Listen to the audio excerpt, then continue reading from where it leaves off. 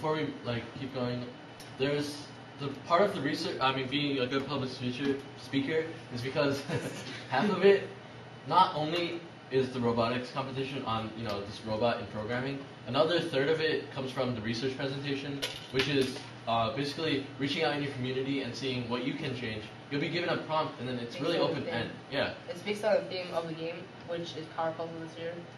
And then this year we're supposed to choose a building and then try to improve its energy usage, and that's basically where the research comes in. Yeah. So this year we did our presentation on the Cerritos Library and how it can be more efficient. Many of you have been to Cerritos Library, seen it. Yeah, big building, right? Consumes a lot of energy. So we thought about not just solar panels, but also other things like fuel cells to help it run at night, and then all these things to make it more efficient, make it a better place that's more friendly to the environment. So that's another third of the whole robotics presentation. You also have to talk about research and how you're actually going to change things, not just make this robot go around the field. You have to present your project to judges, and then that's where the speaking comes in as well. And you have to be able to really be able to present it well to them so they can understand it and they know that you know what you're talking about. So speaking really does play a big part, and if you ever choose to go into this competition, the FLL competition, public speaking will be a part of it. But eventually, if you guys aren't already public speakers or you don't already make presentations, it'll eventually come to you. Acquire good research skills and learn to organize. We just briefly explained what a research project, what the research aspect of the competition was. And so, to really do a good job on that aspect, you have to have these research skills and learn to organize.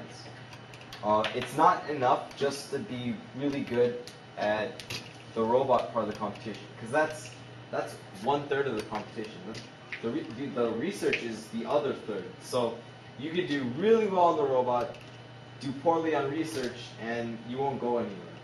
So you're going to need to have these research skills to really do a good job. Organizing doesn't only have to do with the research, but also the building process. And I think I heard Shaka. Oh yeah, like not only if you get your information, how you're able to organize it and utilize it in a way that's useful to the project. So yeah, being able to organize is really important. Right, and the building process, you only get about a month or two to really build the robot and program it. So you need to spend that time wisely, and that means organizing your time, figuring out, how much time will this take, and then actually doing the stuff. So time management, really important, especially in high school. I can tell you that. And lastly, learn and understand how to think. You guys, when you go to school, you learn stuff, and the actual process, it just happens.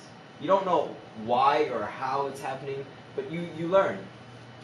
You figure out why something happens, but I don't know that all of you know exactly how you think. Everybody thinks in different ways.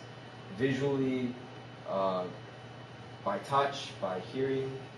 I haven't heard by smell, but maybe someday. And it's not something I say that's really, it's not something mandatory. I mean, you don't have to take courses on philosophy. And just, that won't really push you, that won't make you a better robotics person off the bat, but it will help you all around in studies. And if you know how you think, if you know how you work and what you are, how you work, it'll really help you contribute better. And so the short-term effects, you have fun, you make friends, you can apply what you do to school, and you can win awards, like we showed you previously. And in that picture, that's last year, and you can see me, I'm taking a big wrench on Darren's head, so you do have fun. And that was actually at Legoland, and if you do well in your performances, you can choose between Legoland or the LA Regional. And basically, Legoland, you get to have half the day to goof off, and half the day to brush your butt off, trying to get from judging to judging, and just really finishing all your tests. It's fun. I mean, we get to Legoland for free. Who doesn't want to? Long-term effects. Problem solving, time management, teamwork, complex thinking, and moral values. These are all things that'll come out just from doing robotics.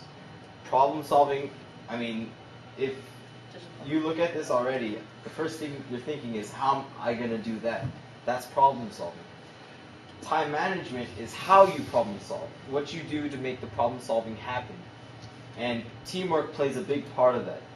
You know, you have to have teamwork, otherwise nothing's going to work. You're just going to continue arguing.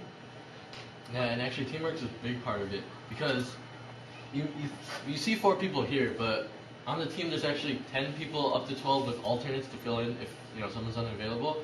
And you need to really learn how when you work with this robot, it's not just one guy builds it, one guy programs it, the other guy you have him do all the homework and do the research. And it's not a 3-person team.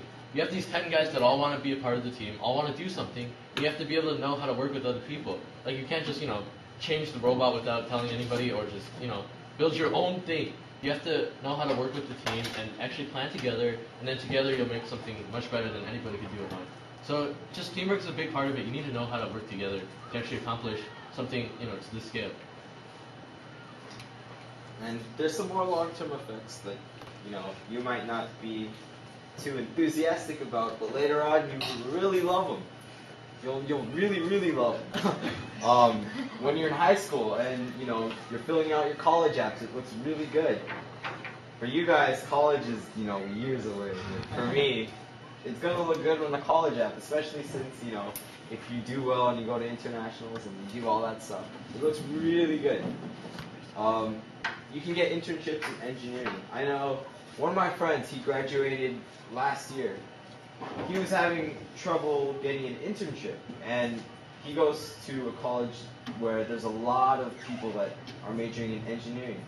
So if there's a lot of people like him in the same kind of class, how does he differentiate himself? Well, by doing robotics, he met some real engineers that work at places like Raytheon or Boeing.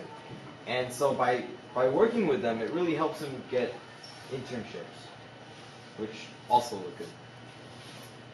And you get to learn from real engineers, like I said, who can recommend you for those internships. And scholarships. A big part of FIRST is that they actually provide scholarships for your time spent in robotics. And they add up. I mean, if you had to pay $25,000 a year plus, scholarships will help you a lot. So, we're on to our last part, and that would be questions. And then we might show you. We will show you. Yeah, we will show you. And we'll also give you a chance, if anybody wants to actually run the robot, you can go ahead and do it. But first, questions. Anybody have questions for the team, for me, for anybody?